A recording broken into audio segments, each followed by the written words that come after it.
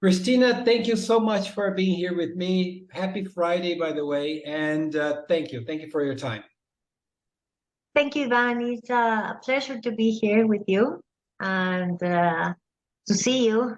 Even I would like to meet you in person, but for now, it's nice to see you in That's Zoom. right. Oh, Thank thank you you. so much. We will definitely meet one day in some of these workshops around the world. Definitely. Sure. Um, Christina, I have four questions for you. And the first question is, can you tell me the name of your company and when you started it? Sure. The company is called International Study Programs, or ISP, and it started a long time ago. It was May 1999.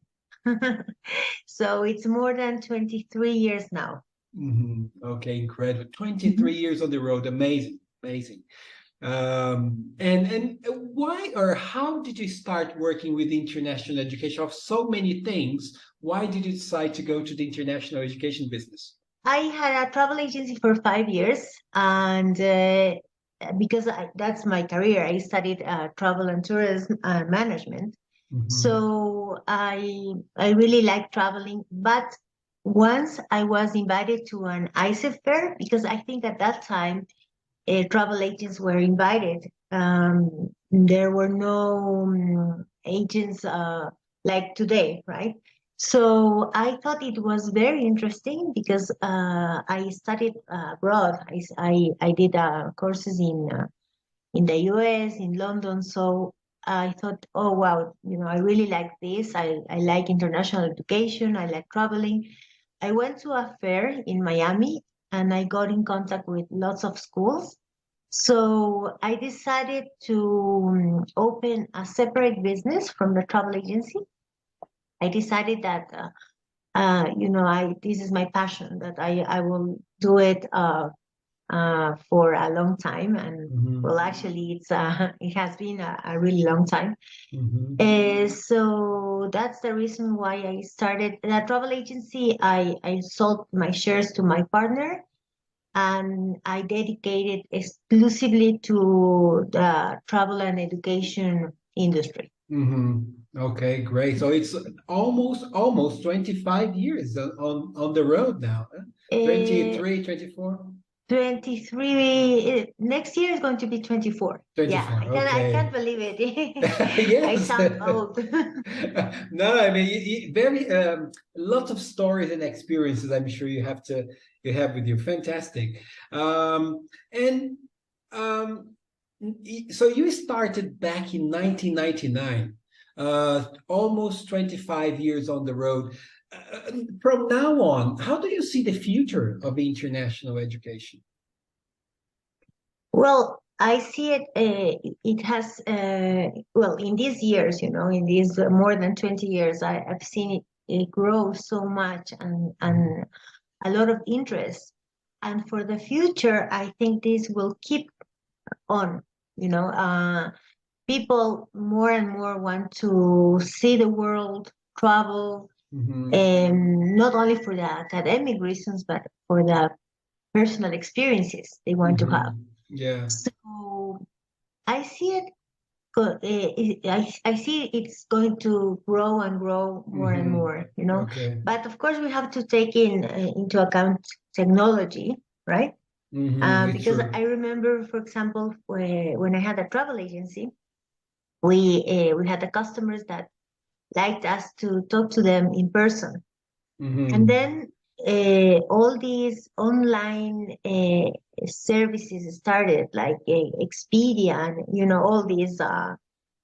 So it was very difficult for the travel agencies when this happened. Hmm. But I think in our industry, and especially in Latin America, is different Hmm. because it's not like travel for leisure. It's a very important decision for student, for the parents also. Yeah. So they need to talk to somebody. They need advice. It's not that they just go to a platform and choose a course. Hmm. They really need to to be sure that they're making the right decision. Yeah. So I think there is a big future for all of us. Yes, it's true. I agree with you. And have you seen a shift in Ecuador from short-term students to longer-term students now, or for you it's more or less the same as in the past? Well, actually, for us, in our case specific, we normally have students that travel for a long time. The majority of our students will go minimum from 6 months to Okay. well, a year or more, because we specialize a lot in higher education. Sometimes, yes, language courses as well, but so the majority of our students are, I will say, long term. Long term. Okay. Yeah. Okay. So but I'm asking you because one of the the things that I've been listening from our friends is that the number of language students is growing less than the number of people going for longer terms, like what you mentioned, college degrees and universities. So apparently there's a shift in the world of more and more people going for longer terms. But this is something that you have already been doing for a long time. Yes. Okay. Yes, it was for us. I think always like this, you know. Yes, we have some short-term students, but not too much. Okay. Okay. Great. And the last question is to do with the experience you have accumulated over all the years working. What is, and I know there are many, but what is one important lesson that you would like to share with your fellow CPIEA members?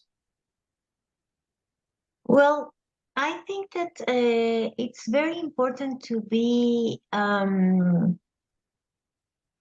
constant. Do you say constant in English? Yes, we do. Yes. Yeah, because sometimes, you know, as any business, it could be very, very difficult. But you have to be there, you know, working hard for it. And we saw it, for example, with the pandemic. You know what happened. Many businesses had to reduce costs. But if you are constant, you know, and you what I learned is that it's very important that people that work with you. I think in all these years, for me it was the team. My team is the most important part of the company.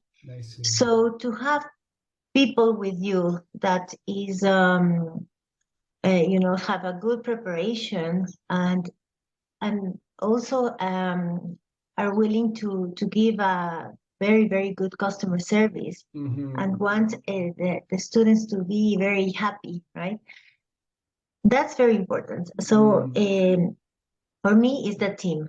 You have to have the best team possible, so things work out and you can be a very good company and give a great service. Oh, that's a great lesson. It's like the team has to be the heart of the company because we business owners, we're not there all the time, so we need to make sure that our team is amazing.